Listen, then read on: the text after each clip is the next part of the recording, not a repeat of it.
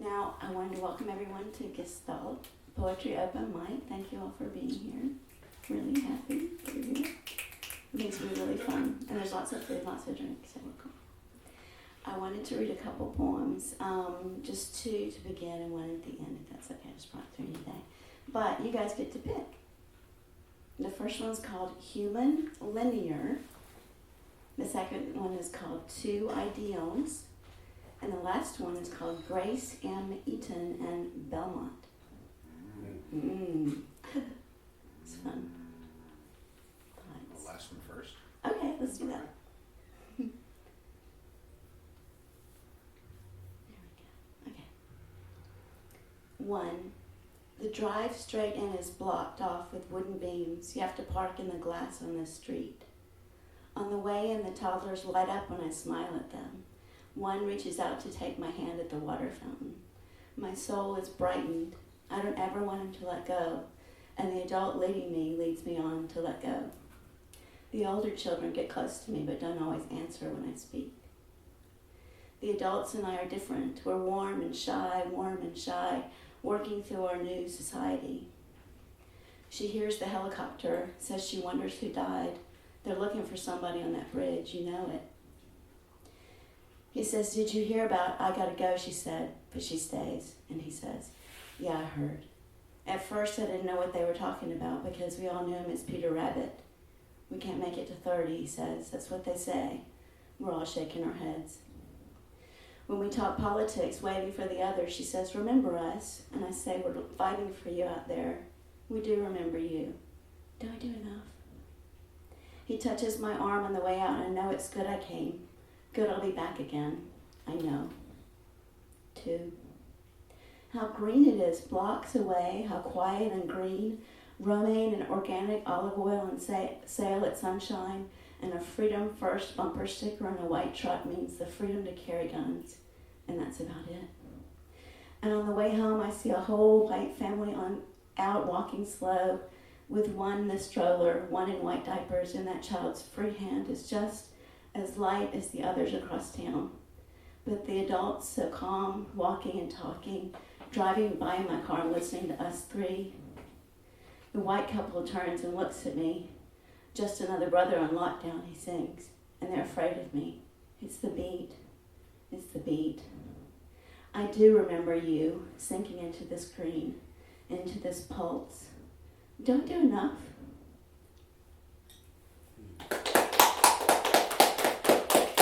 Thank you. So now, do you want Two Ideals or Human Linear? Human linear sounds interesting. Okay, let's do that one. All right. Human Linear. In awe of the perfection of the straight line, its rare, improbable logic.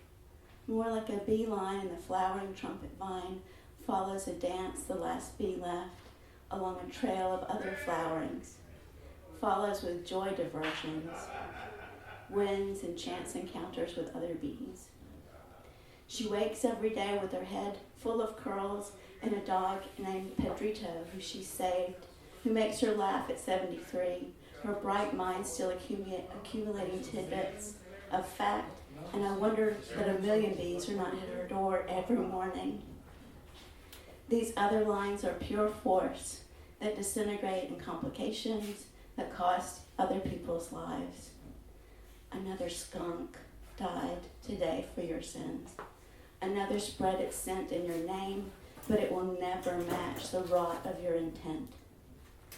Would follow your every step in perfect tailored black. Oh, but today your affect is speaking to the people in a political tent. You leave a trail no bee would follow. And yet I admire the perfection of a line to the people for real that would save lives instead of that would disintegrate in complications, but whose net result would be a flowering.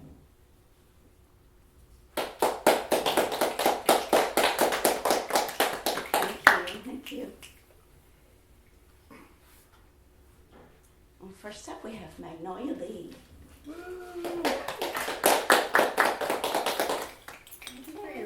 Oh, you're so welcome. Thank you for being here. So yes, Amy introduced me as Magnolia, which was like a poetic name that I took on a few years ago when I was also hiding from my true self. My birth name is Maggie. Maggie, not Margaret. Just Maggie. Maggie Lee.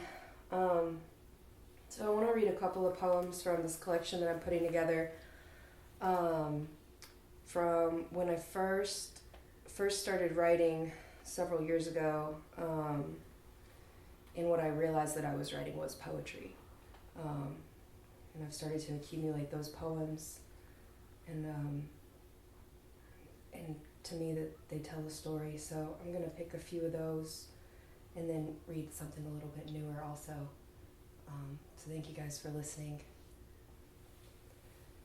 Trapeze the dark seas, through infinity, silken wave, strings that bend and break.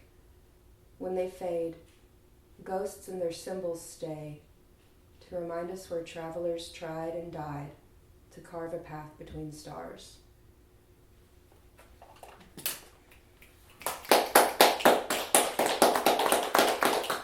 Thanks, you guys.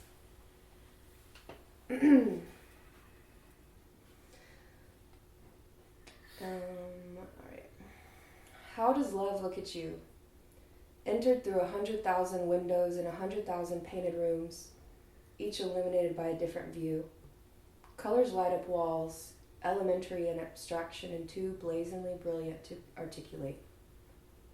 There is a prism of experience I am going through and through and through, so painfully, so specifically, it feels like prison to my shaking spirit. Qualms all contained by my meager, eager flesh. Restore me to origins, love, like when you don't say my name, when my face is out of your frame. And I get by on believing in essence, our meaning, spirit shouting across ocean, maybe we tangle up above it, or maybe we are diving down below, collecting shells and showing off. See how good we swim, see God, how good we soar. We break waves. Some way your mouth catches my wave, my lucky wave, baby. The ocean is what you see in me, and salt is the way you taste. Gravy.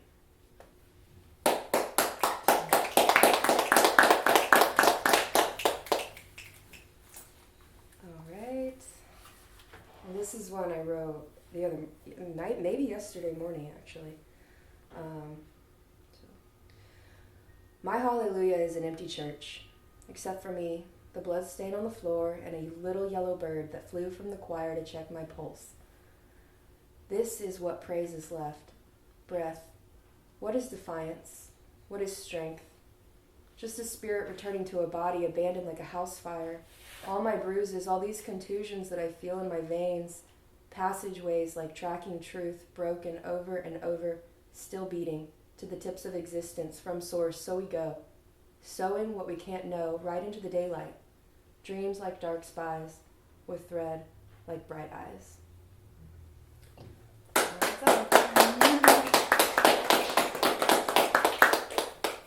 Alright, so thank you guys. And I can't unfortunately stay to hear everybody read because I've got to go to work, so I'll dip out in a little bit, but it's not because I don't want to be here. Thank you so much. That was awesome. Thanks. Now we have Paul Felton.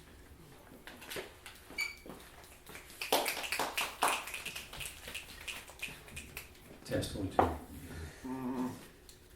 So I'm going to read you a poem today that I've never read out before. It's one I wrote a long time ago. And really I think it should be read by a woman. But I went to hear Diana Morningstar once. You know Diana? Yeah. And not only is she a great poet, but she's a wonderful reader. And I said, here, I want you to read my poem so I can hear what it sounds like done right. You know, because the subject is a woman. So I don't remember how she read it, but I'm going to try to read it.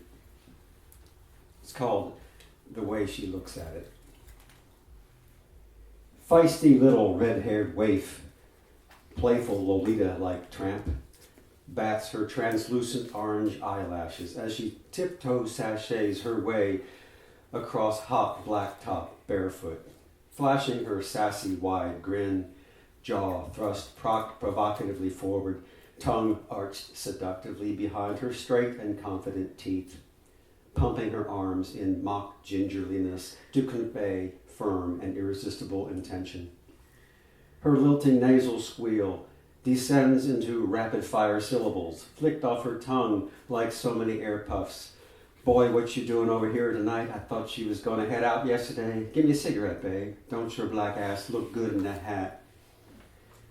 She lifts one slight shoulder and cocks her head, twinkling at him underneath those pale pink eyelids and showing her long parenthetic dimples. She knows he cannot see the bruise on her left hip, just above the hem of her knit green and brown miniskirt.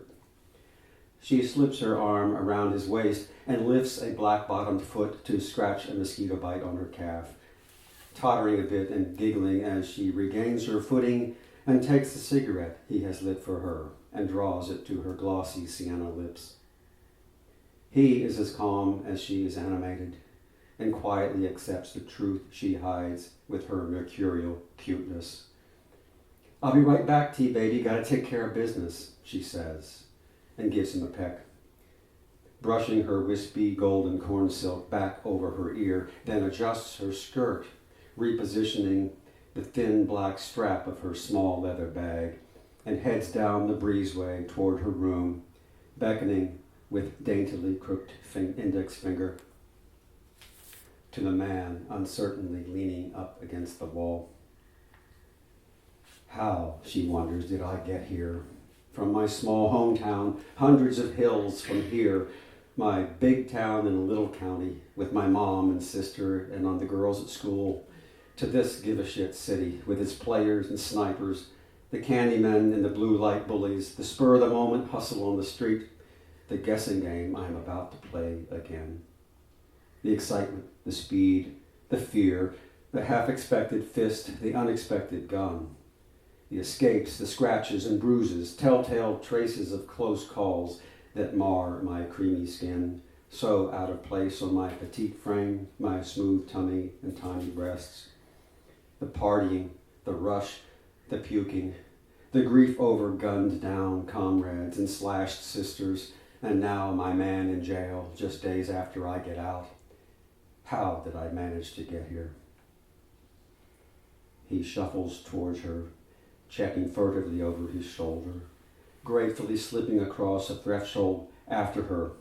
She runs her fingers reassuringly down his back and places the mental bet she must always make. This is a safe one. Nothing rough about him. It'll be straightforward, half and half. Sum up both sets of lips. He'll have a condom so I won't have to use one of mine. Missionary position. He'll like my legs way back. I will have enough for a rock and a pizza, and he might tip me because I look so young and delicate and sexy. She banters with him and he relaxes. She strokes his hair as he leans his head along her neck. If they could all be so easy and be regulars. How many times could I have been dead and not be here to count them? How close to my death can I get? My past was dull, my future is impossible, my present is constant danger, a thrill more addictive than crack and more surprising. He sighs and grins at her before rushing off to the toilet. She reaches for her panties, wondering if T-Man waited for her like he said he would. Always something to worry about, keeping her wary as a rabbit.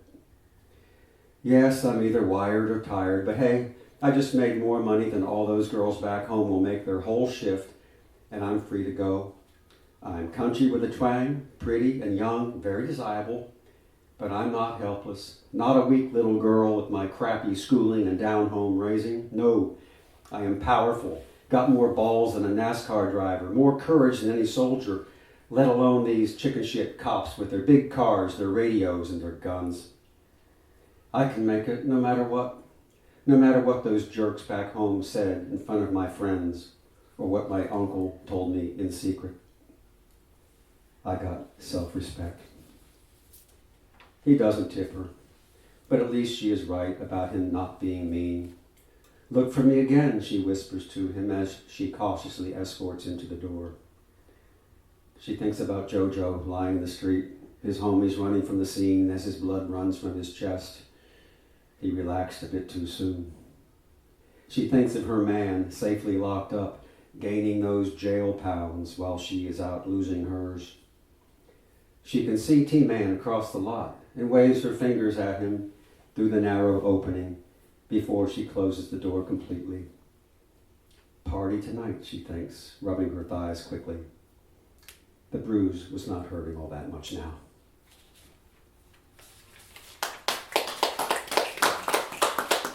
Thank you. As a headed one, I'd like to read one more from a collection I wrote and published in January.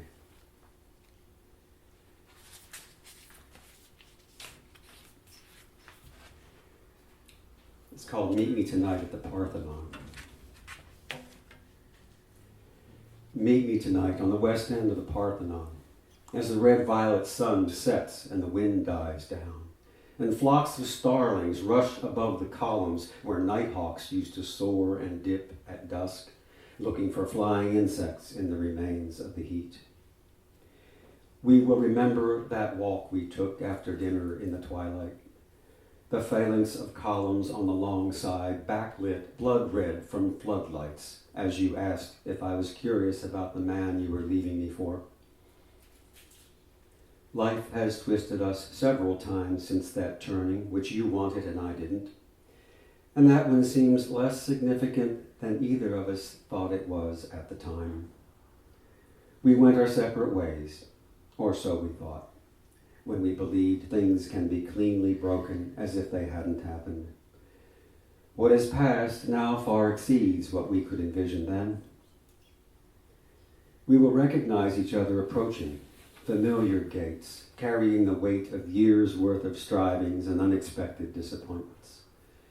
You will take my arm softly, and then, with the slow, tender speed of sweet chagrin, slide your hand into my coat pocket to find my fingers and squeeze them into place the way we did every time we ever walked more than 20 feet together. That affirmation of belonging we will feel to our toes and know never ended. The past is never dead, a voice from Oxford, Mississippi will remind us. It isn't even past. In the brisk air, we will see our breath, exhibiting feeble but indefatigable puffs of warmth, and recall the coziness of our warm bodies in that bed as we held each other like precious gifts, holding on to each other to soothe the pain of things that happened when we were children that we couldn't quite remember. We still won't, but we will forgive it all, and the ways we failed each other will feel too small to need forgiving.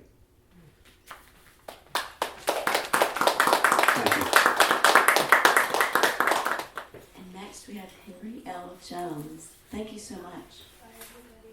Bye, everybody. Bye. Thank you. Oh,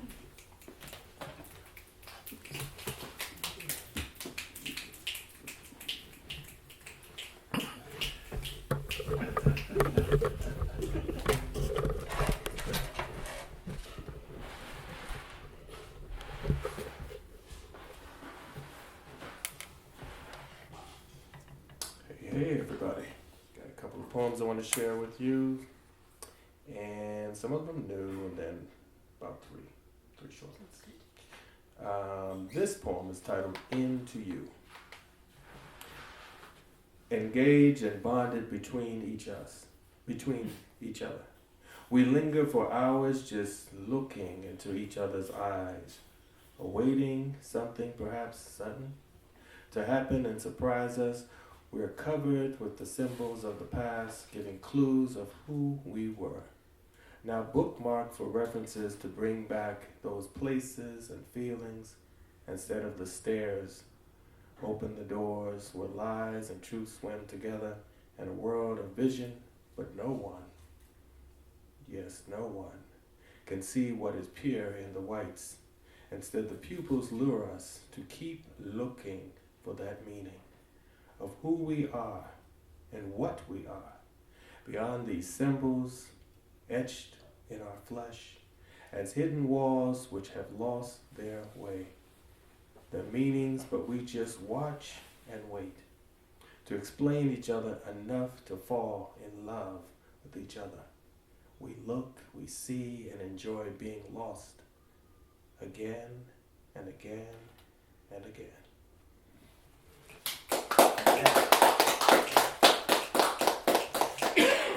As a child, I stared at people a lot. And, when I became an adult, started dating and stuff, it's first thing, because they say if you're in a crowd and you make eye contact, that's their first rapport.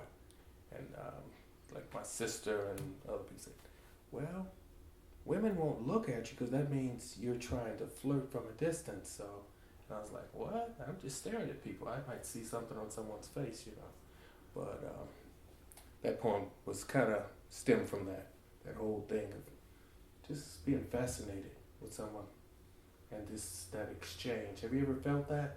You're looking at someone, oh, I see that. But you know there's this rapport between each other, but you're just looking, Right. This next poem is titled Abstractions Heal. Fear trapped the darkness in my skin. Some of my expression must live as whispers, and then some must die as screams. These symbols to explain my dark definition are but shadows cast from my dreams. Words that mourn lost inspiration, seeking love and understanding for these eyes. A history of lynch baptisms and a whispering golden sphinx without lies. What beast is my form made by black magic? A snake that dances to the sun? As rhythm and light bend for creation, the shedding of my fear has begun. The joy and relief of a fearless darkness, our beauty not mocked or shamed. A healing by voiceless abstractions through these eyes that once only blamed. Thank you. And this last one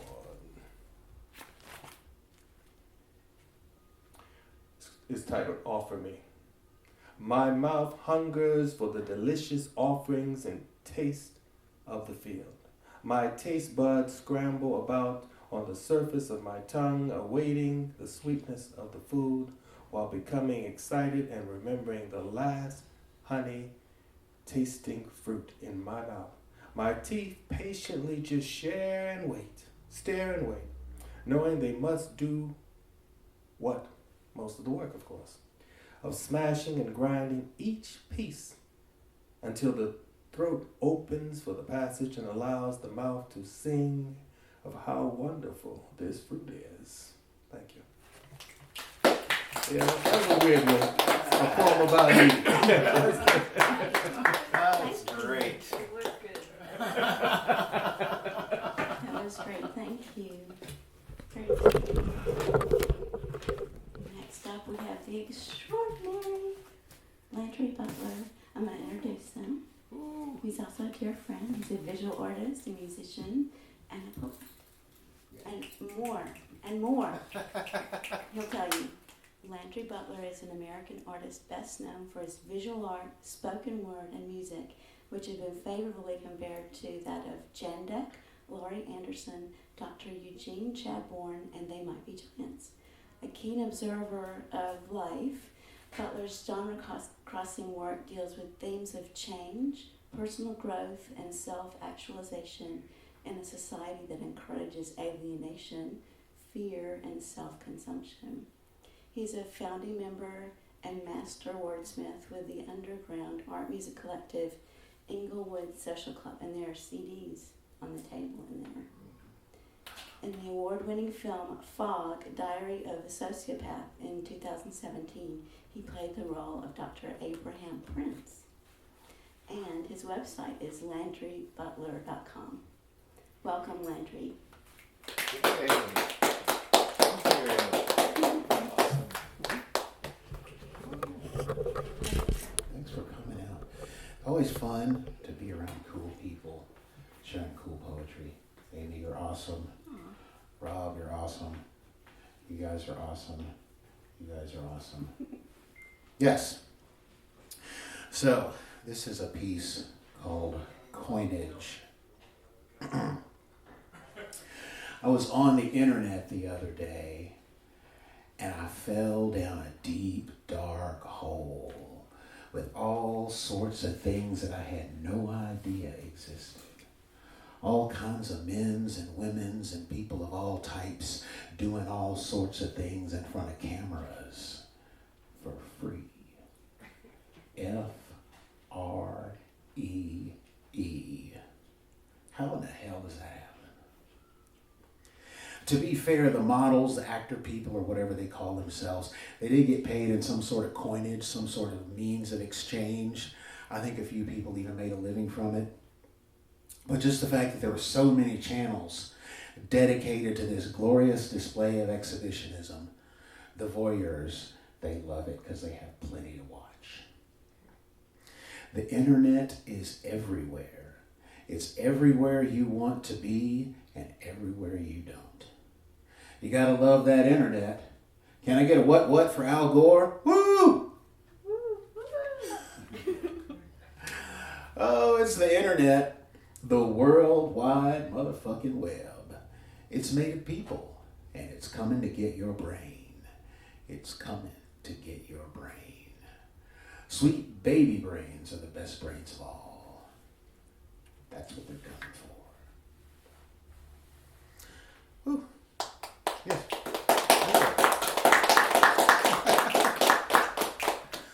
All right. Another one of these internet things. You know, this is it's a weird place in America. There's a lot of shit going on. And just in the world in general, you know, people, human beings, we've been kind of recreating the world in our own image for several thousand years, and we've screwed a lot of stuff up. This is called Killing the Host. Viral cancer parasite. Wrench the darkness from the night.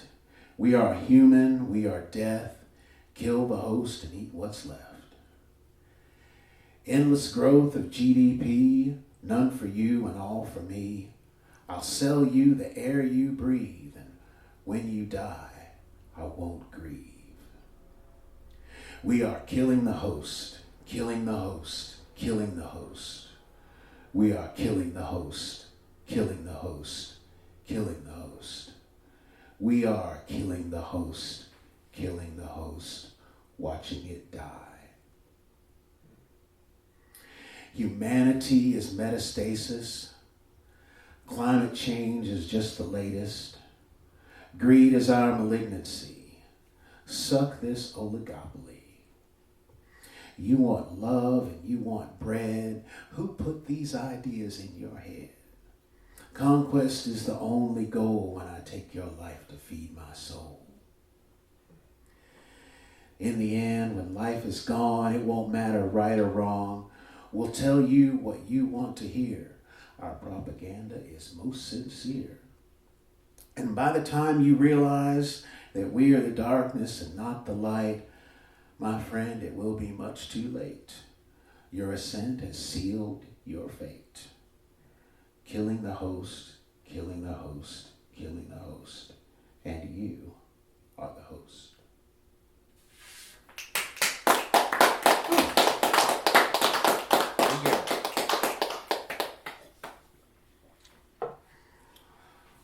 This is a more happy piece, I think, maybe. I don't know. I don't know that my piece is really that happy.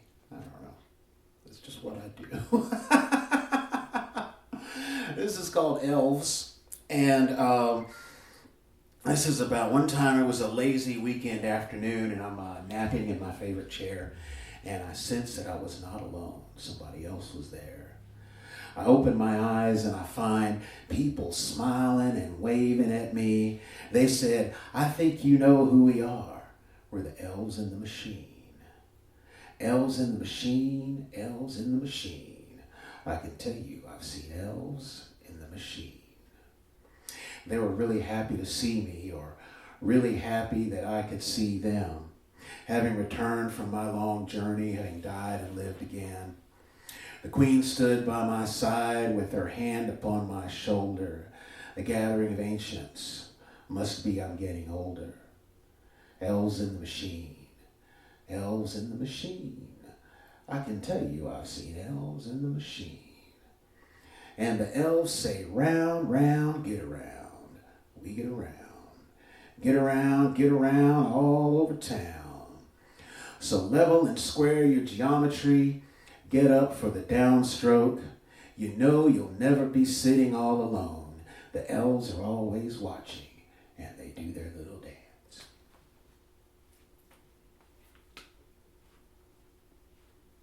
It's the elf dance. Their legs are really short, so they have to do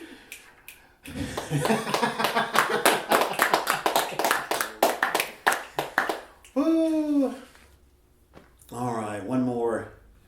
This is called World Wide Open. Let me tell you a little something about the way it was, a little something about the way it is, and a little something about the way it always will be. In the infinite game of life, some rules evolve, some rules stay the same. As you peel back the onion and get closer to the center, it's still onion all the way through. Know this, possibilities are infinite, but they collapse into one when you make a decision. From there come new infinities, and from there you can thrive. The world is wide open. The challenge is yours. The time is limited. What will you do? Thank you.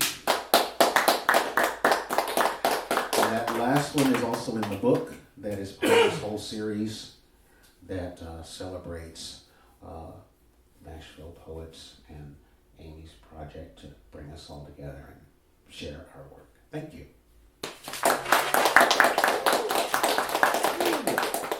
That was so fun. Okay, that was so fun. Oh, thank you. Brilliant. Yay. Would anybody else like to read? Any more poetry? Can I do one more? One more! I've got that one left. Two ideals, and this was in Calliope magazine in 2017. See-through world, walking on this hallowed grass, I wondered if Jefferson wanders beside us, his spirit ghostless, homeless, now they've gone so very far. Coming soon, the hall of irony, the expectant family huddled in the taxi. They've come to look for the history of ideals in this sculptured town, where the flags are always at half-mast, for the homeless vets who wander this grass with me in desert and jungle camouflage, asking for the time. Inside one of these marbles, I found the abstracts.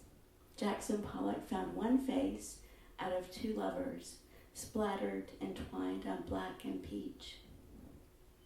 On my way back out to the car, through revolving doors ungreeted, ain't nothing beat the sky.